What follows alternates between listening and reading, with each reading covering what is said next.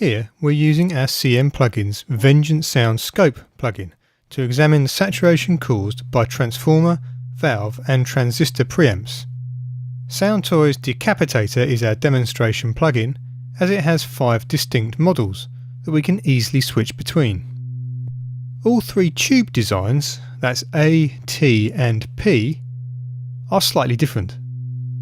But notice how T, the triode based design, a triode is a 3 electrode valve, has very even 2nd, 3rd and 4th harmonics. The 2 transformer transistor circuits, E and N, also differ, with the latter revealing its transistor generated extended harmonics.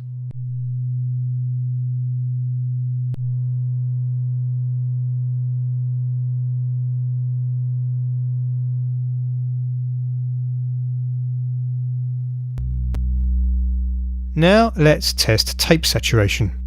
We've set our 62 Hz test tone to a typical level, that's 0 VU.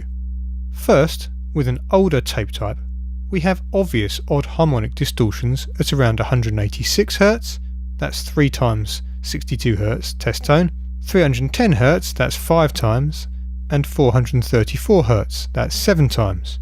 Switching to a modern tape type, the same level produces just 1 visible harmonic, indicating less saturation.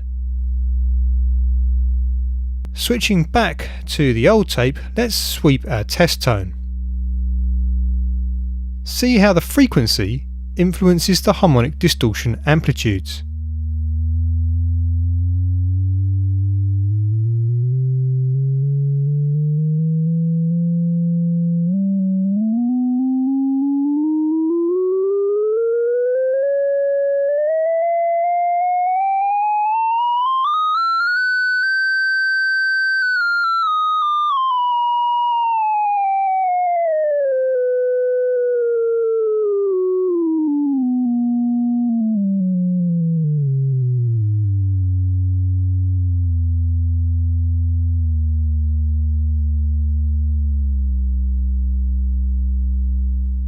Tape machines have an interesting effect on frequency response that's influenced by biasing, tape speed and tape type.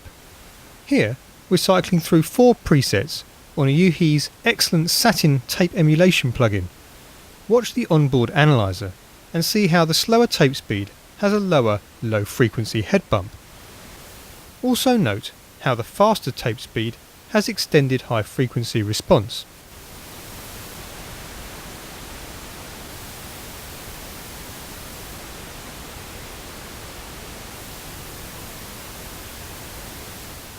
Finally, see how increasing the bias gradually curtails the high frequencies.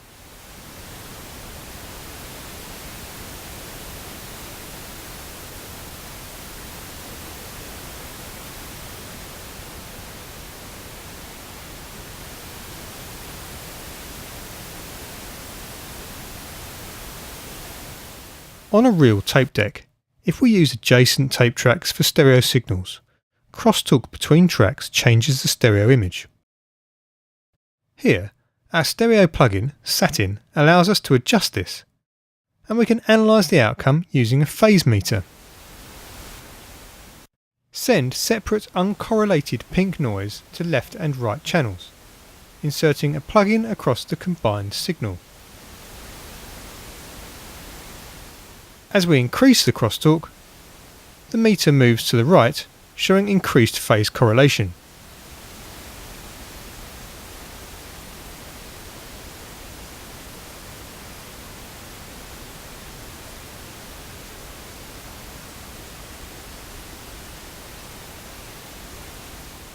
Although tape noise on plugin emulations can usually be switched off completely, sometimes it adds character, working particularly well on compressed drums. Here, for our drum room mic, we've turned up the noise setting a little more than normal, then overdriven the tape emulation.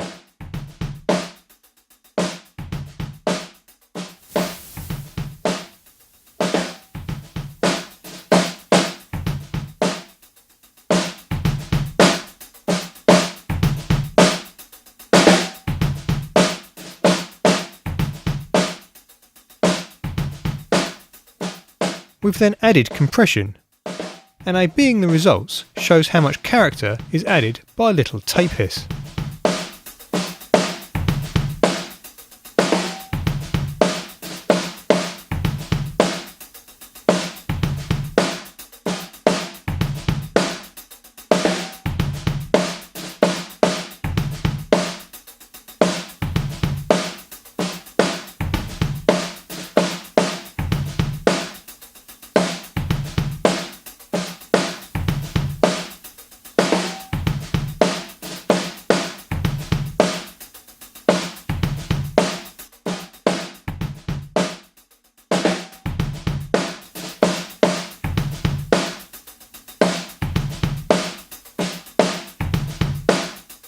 Tape transport WoW and Flutter is emulated by many tape plugins.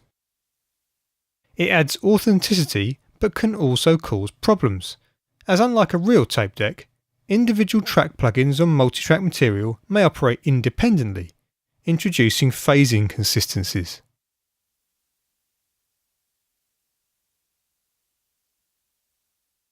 To demonstrate, we've duplicated a drum kit overhead onto two identical tracks with exaggerated WoW and Flutter.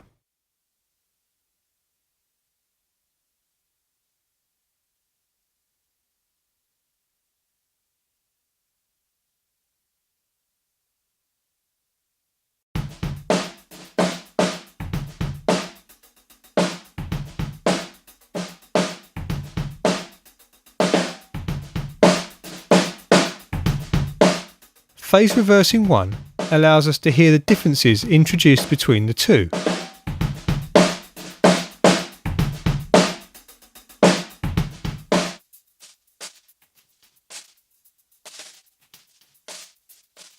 A solution in this instance would be to send two tracks to a bus with one stereo instance of the plugin on it.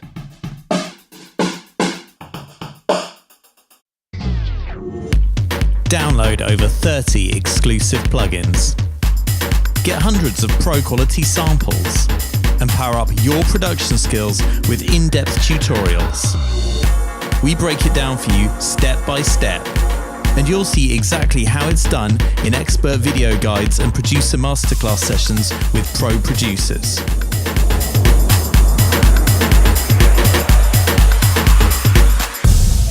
Get all this and more with Computer Music Magazine every month on iPad and iPhone, PC and Mac, Android, and in print.